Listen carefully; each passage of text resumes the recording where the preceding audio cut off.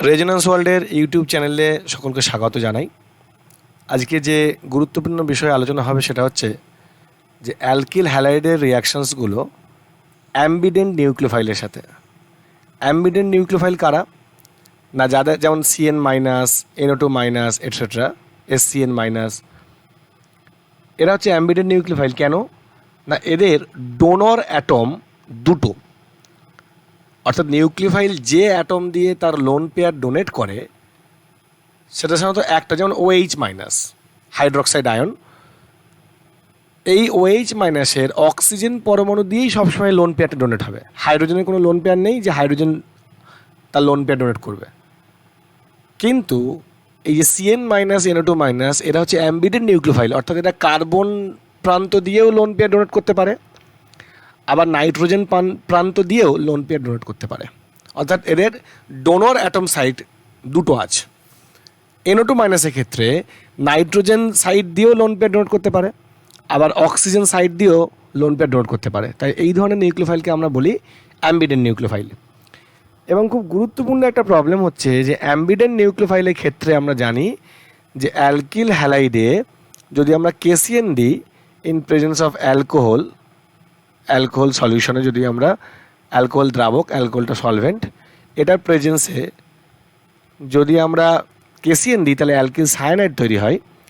হয়রাজ আমরা যখন AgCN দেবো অ্যালকোহল সলভেন্টেই, সেম সলভেন্ট অ্যালকোহল সলভেন্টেই, তখন অ্যালকিল আইসোসায়ানাইড তৈরি হবে।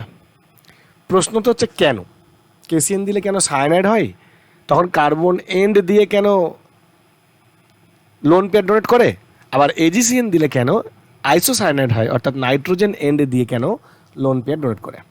এটা বুঝতে গেলে তোমরা যারা বইয়ে বিভিন্ন ব্যাখ্যাগুলো পাও সেই ব্যাখ্যার থেকে একটু ভালো ব্যাখ্যা আমি দেব, আরও মডার্ন ব্যাখ্যা, আরও লজিকের সাথে ব্যাখ্যা। তোমরা সেটাকে ভালো করে বোঝো, শেষ পর্যন্ত ভিডিওটা দেখো, তাহলে বুঝতে পারবে আশা করছি। তোমাদেরকে তার আগে একটা ইনফরমেশন দিয়ে যে প্রথম রিয়াকশানটা SN2 মোডে হয়, হয়রাজ শেষ রিয়াকশানটা SN1 মোডে সাধারণত হয়। তার মানে SN1 মোডে হয় মানে SN2 মোডে হবে না, এমনটাও ঠিক না।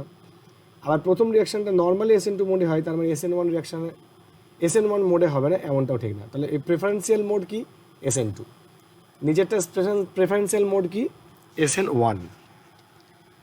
তাহলে এবার দেখবো আমরা যে কেন KCN দিলে অ্যালকিল সায়ানাইড তৈরি হয়। তোমরা ভালো করে জানো যে KCN মূলত আয়নিক যৌগ, আয়নিক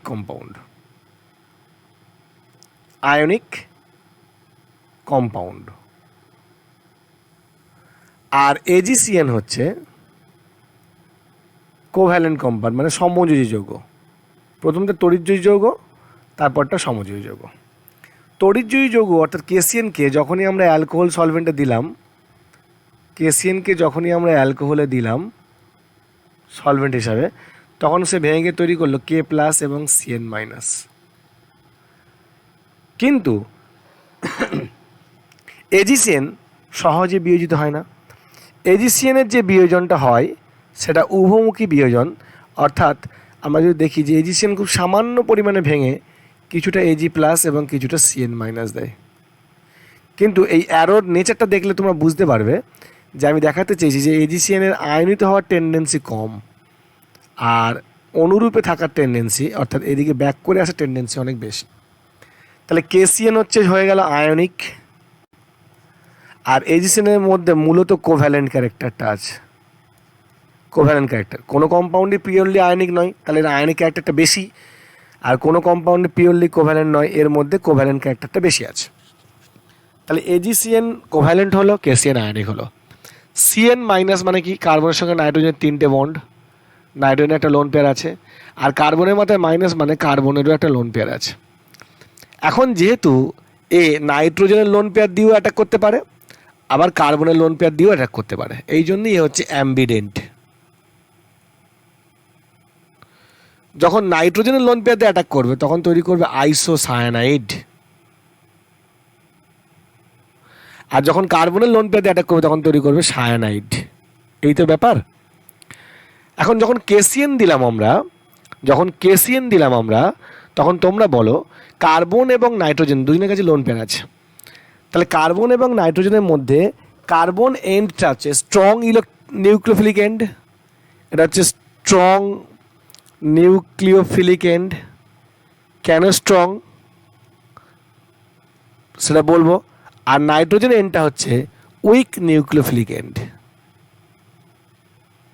উইক নিউক্লিওফিলিক এন্ড যদি আমরা দুজনের মধ্যে তুলনা করি, কেন না আমরা জানি কার্বনের তড়িৎঋণাত্মকতা বা electronegativity of carbon is much more less than electronegativity of nitrogen. তাহলে নাইট্রোজেনের থেকে যেহেতু কার্বনের তড়িৎঋণাত্মকতা কম, তাহলে কার্বন যত সহজে লোন পেয়ার ডোনেট করতে পারবে, নাইট্রোজেন তত সহজে লোন পেয়ার ডোনেট করতে চাইবে না।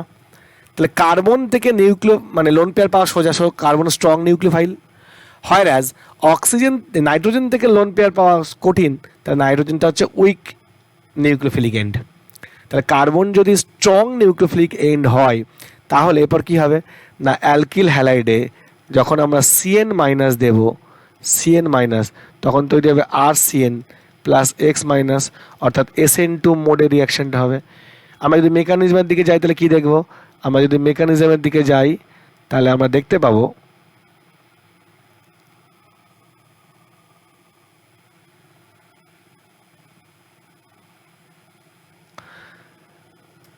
পাবো যে সিএন যেহেতু কার্বনের কাছে যে লোন পেয়ারটা আছে সেটা বেশি নিউক্লিওফিলিক এন্ড, তাহলে অ্যালকিল হ্যালাইডকে গিয়ে SN2 অ্যাটাক করবে, হ্যালোজেন বেরিয়ে যাবে, একটা ট্রানজিশন স্টেটের মধ্যে দিয়ে যাবে, এগুলো তোমরা সব জানো। ট্রানজিশন স্টেটের মধ্যে দিয়ে যাবে, এর সঙ্গে আর এর বন্ড তৈরি হবে, হ্যালোজেনের বন্ড দুর্বল হবে, ট্রানজিশন স্টেট এডেল মাইনাস হয়ে যাবে, এডেল মাইনাস হয়ে যাবে, এবং এরপর কি হবে না এখান থেকে আর সঙ্গে সিএন এর বন্ড তৈরি হবে এবং এক্স মাইনাস বেরিয়ে যাবে।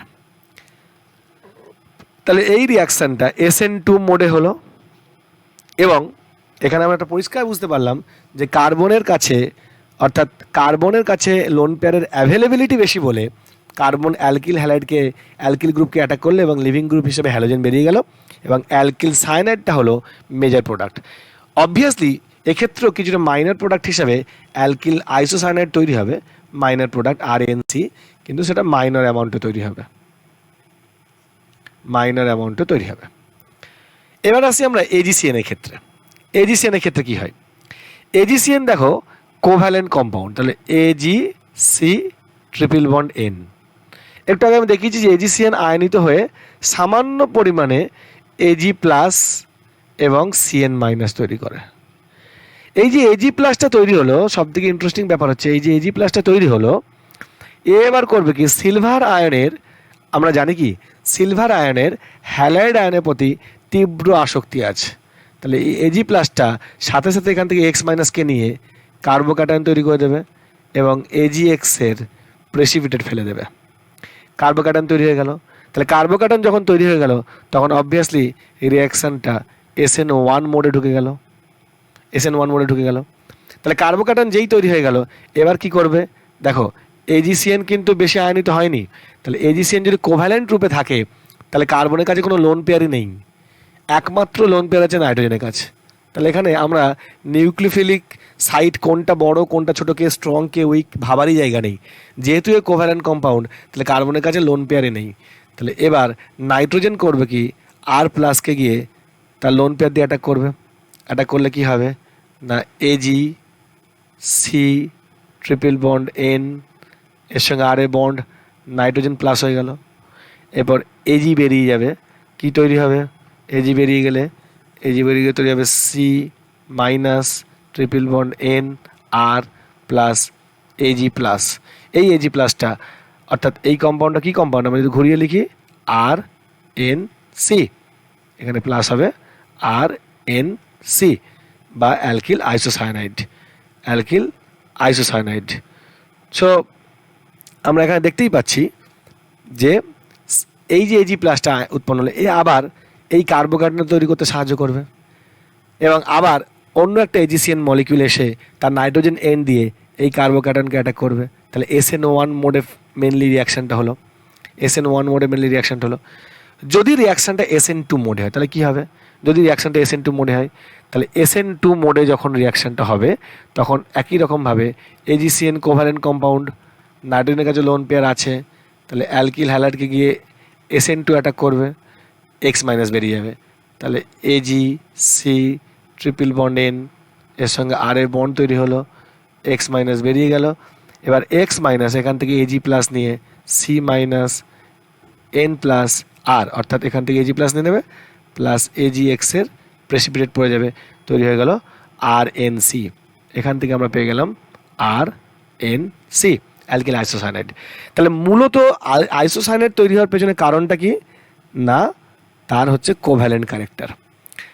এবার ইন্টারেস্টিং ব্যাপারটা হচ্ছে যে কোনো কোনো বইয়ে ভুলও তোমরা পেয়ে থাকো যে নাইট্রাইট, সোডিয়াম নাইট্রেট এবং সিলভার নাইট্রেটের সঙ্গে বিক্রিয়া করলে কি প্রোডাক্ট আমরা পাবো, দেখে নিই চলো। দেখো, আমরা যখন অ্যালকিল হ্যালাইডের সঙ্গে NaNO2 রিয়াকশন করাবো বা KLO2 রিয়াকশন করাবো, তখন আমরা পাবো অ্যালকিল নাইট্রাইট RONO। আর যখন আমরা সিলভার নাইট্রেটের সঙ্গে রিয়াকশন করাবো, সিলভার নাইট্রেটের সঙ্গে, তখন আমরা পাবো RNO2 অর্থাৎ নাইট্রো অ্যালকেন। ঠিক আগেরটার মতো প্রথম রিয়াকশনটা হবে SN2 মোডে, পরের রিয়াকশনটা হবে SNO1 মোডে। রিজনটা খুব ক্লিয়ার, পরিষ্কার, একেবারে আমরা বলতে পারবো ইজিলি। কী করে দেখো না, NaNO2 একই রকমভাবে আয়নিক কম্পাউন্ড, তাহলে এ যদি আয়নিক হয় তাহলে একে যখন আমরা অ্যালকোহলে দেব তাহলে খুব ভেঙে কী করবে Na প্লাস NO2 মাইনাস। আর AgNO2 যেহেতু কোভ্যালেন্ট কম্পাউন্ড, তাহলে এ অল্প মাত্রায় আয়নিত হবে, তৈরি করবে Ag প্লাস এবং NO2 মাইনাস। তাহলে এই যে ও এন ডাবল বন্ড ও, এই যে মাথায় মাইনাসটা আছে, অর্থাৎ এই অক্সিজেনের কাছে 3টে লোন পেয়ার আছে, নাইট্রোজেনের কাছে একটা লোন পেয়ার আছে, অক্সিজেনের কাছে 2টো লোন পেয়ার আছে।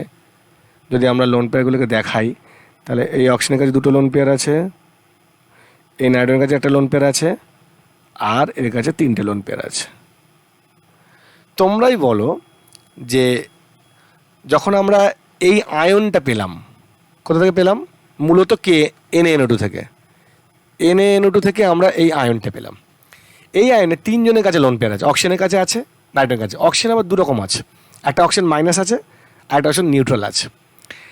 Electronegativity of O minus much more less than electronegativity of nitrogen much more less than electronegativity of oxygen. অর্থাৎ নর্মাল অক্সিজেনের ইলেকট্রোনেগেটিভিটি সবচেয়ে বেশি, তার থেকে কম হচ্ছে নাইট্রোজেনের। কিন্তু যে অক্সিজেনটা মাইনাস হয়ে গেছে তার ইলেকট্রোনেগেটিভিটি সব থেকে কম, কারণ তার তো খিদে মিটে গেছে, সে অলরেডি ইলেকট্রন নিয়ে বসে আছে এক্সট্রা। তাহলে নেগেটিভ চার্জযুক্ত আয়নের ইলেকট্রোনেগেটিভিটি সব থেকে কম। তাই যদি হয় তাহলে এইটা strong nucleophilic end, strong nucleophilic end, আর বাকি এই দুজনই উইক নিউক্লিওফিলিক এন্ড। সে বিষয়ে কোনো সন্দেহ নেই, কারণ এদের ইলেকট্রোনেগেটিভিটি এর তুলনায় অনেক বেশি। তাহলে যদি ওটা স্ট্রং নিউক্লিওফিলিক এন্ড হয় তাহলে SN2 মোডে কী রিয়াকশন হবে, তাহলে SN2 মোডে রিয়াকশন হবে O double bond N O minus alkyl হ্যালাইডকে গিয়ে অ্যাটাক করবে, X মাইনাস বেরিয়ে যাবে, তাহলে RONO, একেবারে মেকানিজম আর ট্রানজিশন স্টেটটা দেখালাম না, X মাইনাস তৈরি হবে। পরিষ্কার, খুব সহজ হয়ে গেলে RONO। এক্ষেত্রে RNO2 তৈরি হবে, কিন্তু এটা হবে মেজর প্রোডাক্ট, এটা হবে মেজর প্রোডাক্ট, এই বিষয়ে কোনো সন্দেহ নেই। ঠিক একই রকমভাবে যখন আমরা সিলভার নাইট্রেটের ক্ষেত্রে যাব তখন কি দেখব না, যখন সিলভার নাইট্রাইট দিলাম তখন সিলভার নাইট্রাইট থেকে সামান্য যে Ag প্লাস আয়ন এসেছিল সে তৈরি করলো কার্বোক্যাটায়ন এবং AgX এর একটা প্রেসিপিটেট ফেলে দিল, সামান্য অল্প পরিমাণ। এবার এই যে কার্বোক্যাটায়ন তৈরি হলো, এবার AgONO খেয়াল করতে হবে, AgONO। এখন নাইট্রোজেন যে লোন পেয়ার আছে, অক্সিজেনের যে লোন পেয়ার আছে, অক্সিজেনের কাছে 2টো করে লোন পেয়ার আছে, নাইট্রোজেনের কাছে একটা লোন পেয়ার আছে, কিন্তু নাইট্রোজেনের তড়িৎঋণাত্মকতা অক্সিজেনের তুলনায় কম। Electronegativity of nitrogen less than electronegativity of oxygen. তাহলে এখন এই মুহূর্তে এটা হচ্ছে স্ট্রং নিউক্লিওফাইল, আর অক্সিজেন এনটা হচ্ছে উইক নিউক্লিওফাইল। তাহলে এর কাছে ইলেকট্রনের অ্যাভেলেবিলিটি বেশি, কারণ এর নিউক্লিওফিলিসিটি বেশি, অর্থাৎ ইলেকট্রোনেগেটিভিটি কম। তাহলে এই যৌগটা এরপর যখন অ্যালকিল হ্যালাইডের কাছে যাবে, তাহলে কার্বোক্যাটায়ন R প্লাস, তাহলে লোন পেয়ারটাই দিয়ে একে অ্যাটাক করলো, তৈরি হলো এন ডাবল বন্ড ও ও এজি নাইট্রোজেনটা হয়ে গেল প্লাস, এরপর সিলভার বেরিয়ে যাবে, তৈরি হবে আর এন ডাবল বন্ড ও ও, এই নাইট্রোজেনটা যেমন প্লাস ছিল প্লাস থাকলো, এ মাইনাস হয়ে গেল, আর এজি প্লাস যেটা বেরিয়ে গেল ও আবার হ্যালাইড আয়নকে নিয়ে এজি এক্স তৈরি করে দেবে। তাহলে আমরা পরিষ্কার বুঝে নিতে পারলাম যে এ কেন নাইট্রো অ্যালকেন তৈরি করে। তাহলে বইয়ে অনেক সময় তোমরা ভুল পাও, ছায়া প্রকাশনের বইতেও ভুল দেওয়া আছে যে সিলভার নাইট্রাইট দিলে আর ONO তৈরি হবে, আর সোডিয়াম নাইট্রাইট দিলে আর NO2 তৈরি হবে। ব্যাপারটা কিন্তু পুরোপুরি ভুল। তোমরা পরিষ্কার বুঝে নাও যে কেন সিলভার নাইট্রাইট দিলে আর NO2 তৈরি হলো মেজর প্রোডাক্ট, আর ONO তৈরি হবে মাইনর প্রোডাক্ট, আর কেন NaNO2 দিলে বা KNO2 দিলে, যেহেতু আয়নিক কম্পাউন্ড, ইলেকট্রোনেগেটিভিটির মেন ফ্যাক্টর, কার কাছে লোন পেয়ার বেশি অ্যাভেলেবেল, কে ভালো লোন পেয়ার ডোনেট করতে পারবে, কার নিউক্লিওফিলিসিটি বেশি, এগুলো মাথায় রাখতে হবে। দিয়ে তোমরা দেখতে পেলে যে যখন আমরা NaNO2 দেবো তখন তৈরি হবে, NaNO2 দিলে তখন ও NaNO2 যখন দেবো আমরা তখন ও পরিষ্কার অ্যানায়নিক পার্ট তৈরি করেছে, অর্থাৎ আয়ন তৈরি করেছে, এবং অক্সিজেনের কাছে ইলেকট্রনের ঘনত্ব সবচেয়ে বেশি, ফলে ONO তৈরি করবে। আর যখন আমরা সিলভার নাইট্রাইট দেবো, যেহেতু কোভ্যালেন্ট কম্পাউন্ড, তাহলে আর NO2 তৈরি হবে। আশা করছি তোমাদের অ্যাম্বিগুইটিগুলো বা যে সমস্ত মানে টেনশানগুলো হচ্ছে যে কী করে ব্যাখ্যা করা যাবে বা বইয়ে কেন উল্টো দেওয়া আছে, এই ব্যাখ্যাটা শোনার পর তোমরা তোমাদের সিদ্ধান্তগুলো চেঞ্জ করতে পারবে বা বুঝতে পারবে যে কেন এটা মেজর প্রোডাক্ট হয়, এবং এই প্রবলেমগুলো তোমরা সমাধান করতে পারবে। সকলে ভালো থেকো। যারা এখনও আমার চ্যানেল সাবস্ক্রাইব করোনি তারা সকলে এই চ্যানেলটাকে সাবস্ক্রাইব করো এবং পরবর্তী আরও অন্যান্য ভিডিওর জন্য অপেক্ষা করতে থাকো।